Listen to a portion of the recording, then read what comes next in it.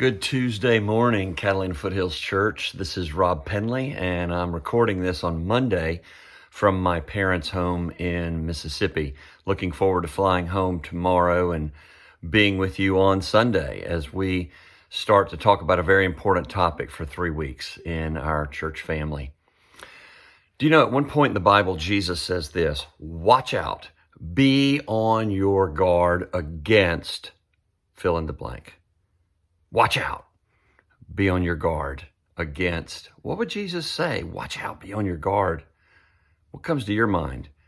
Well, do you know what the Bible actually says? Watch out, be on your guard against all kinds of greed. Life doesn't consist in an abundance of possessions. So here you've got Jesus giving us a clue to the human heart and a clue to the world in which we live, and one of the great temptations, namely to think that our life consists in the abundance of possessions, and also namely not realizing the power that greed has over us. One psychiatrist said this about our culture. Our culture places a high value on materialism and then by extension, greed. That emphasis on greed is such that people have become immune to satisfaction. Isn't that interesting? Immune to satisfaction. Well, Jesus said this in the context of Luke chapter 12. Someone in the crowd said to Jesus, "Hey, teacher, tell my brother to divide the inheritance with me."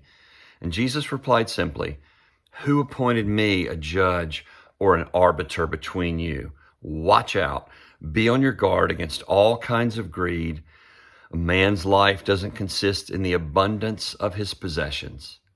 And he told them this parable: the ground of a certain rich man produced a good crop, and he thought to himself, "What shall I do? I have no place to store my crops." And then he said, "This is what I'll do. I'll tear down my barns and build bigger ones, and there I'll store all my grain and my goods, and I'll say to myself, you've got plenty of good things laid up for many years. Take life easy, eat, drink, and be merry." But God said to him, "You fool. This very night your life will be demanded from you. Then who will get what you have prepared for yourself? This is how it will be with anyone who stores up things for himself, but is not rich toward God."